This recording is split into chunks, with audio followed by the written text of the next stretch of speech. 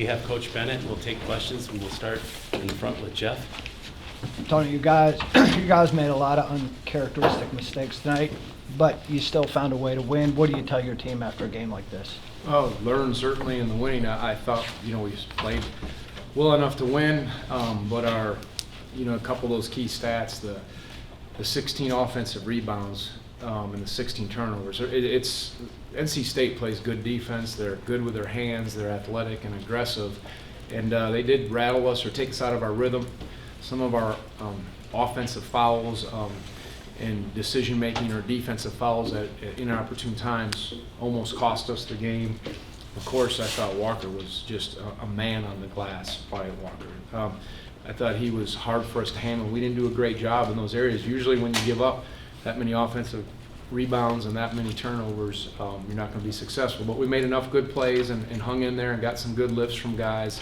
And I thought we had some chances to separate a little bit, but they made some big plays. But it was thankful for the win, but need to grow from this and learn from it. And when you're in this spot, you can't take. We brought losing into the equation when I didn't know we had to in certain situations with fouls and turnovers or unsound decisions. Okay, we'll take one in the middle.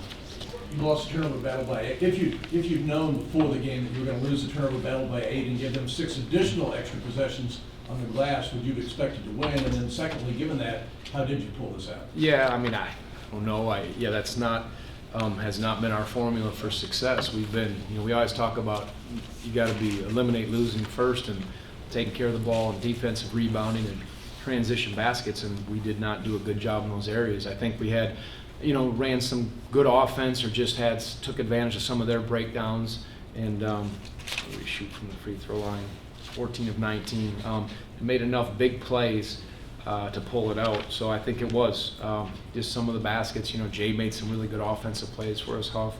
Obviously the usual guys did, but that was just enough. It was just one of those games. I had that feeling. You could feel it with the crowd. You could feel it with the intensity, and I thought we had it, and then we fouled the three-point shooter.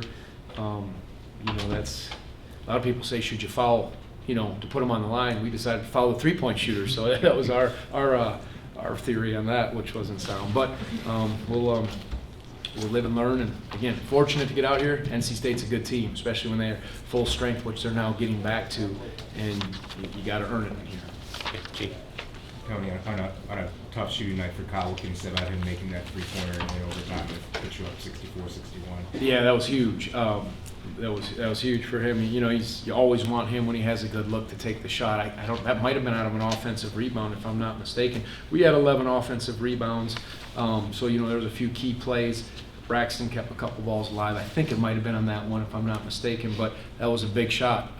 And I thought we answered when they went up 3, and then Jay got an and 1 to start overtime. And so there's enough answering, and that's what you needed to do. But I thought we gave them a few too many chances that didn't need to happen. Okay, we'll take a couple right there. Tony, you guys only took the 1 3-pointer in the first half. Given the pace that NC State plays, was that part of the game plan to come in and kind of slow this game down, play more of a half-court game? No, I think they'll pressure you with three-quarter court pressure, whether it's a 1-2-2 or 2-2-1 press or man-to-man press, and they make some catches hard. And we shot, I think, in the first half 11 of 18, I'm sorry, it was 11 of 18 in the first half. We were getting some good looks. We were getting right at the rim, and you got to take the easy shots for sure. And then we shot a few more. I think we obviously got it going a little bit in the second half, but take what the defense gives you, and that's what they were giving us. They were doing a good job of getting to our three-point shooters, and I thought we did a nice job at least of getting some easy ones, minus the turnovers and some of the decisions. Okay. Josh, and then CL over here.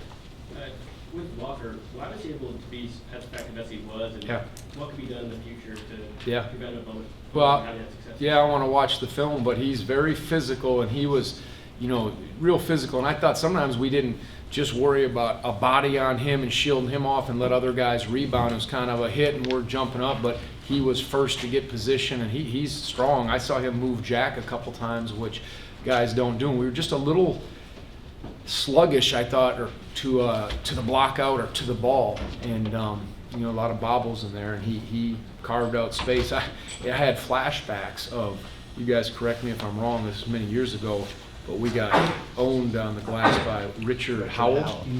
I mean, we couldn't handle him, and I remember that feeling. And you know, again, they're different players, but he's physical. He does a good job on the glass. He knows his role, and he was very effective. And so we'll learn, and I guess it's just hitting early and keeping them off, and everybody else better be in there. But he did the job. Over here, right, Seal. Tony, given the experience of the core of this group, how did you like what you see in the timeout huddle? I mean, you guys haven't been in a position this year where you would lost the lead like that. But Yeah. when you saw them gather them in a huddle, was it calm among them? Or Yeah, I mean, they're good that way.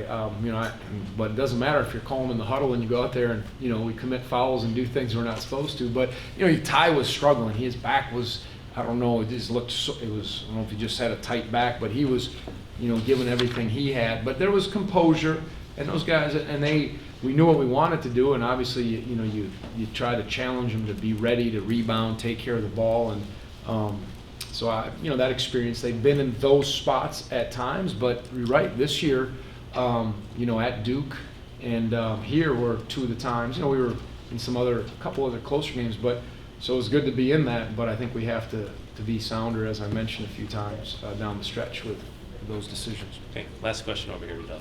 Obviously, DeAndre's been in the program as long as Kyle and Ty, but am I wrong here? Well, yeah, no, I was just looking at a stat line. Yeah, You said, yeah, no, well, you redshirted, but this is But right. it seemed like he stepped up and made those free throws at a big moment. Yeah. Just talk about how clutch you've seen him become. Yeah, no, we're trying to get him well, we ran an action, and the shot that Kyle shot at the end, we were hoping he was going to attack, but no, it was good. You know, he got in foul trouble, but his length is so good defensively to bother, whether it was Johnson or other ones. And I think our length at least helped us bother some of those outside shots, but DeAndre and Braxton both knocked down a big set of free throws, and you know, he was aggressive, DeAndre. I know he'll be frustrated with some of his turnovers, but he was certainly assertive, and his game has continued to improve, and there's so much more in there, and just thankful that he, like I said, had the poise and composure at the free throw line, because we needed those. Thanks, Tony. We'll have several players outside the locker room. Please for let about the 10 coach minutes. lead first.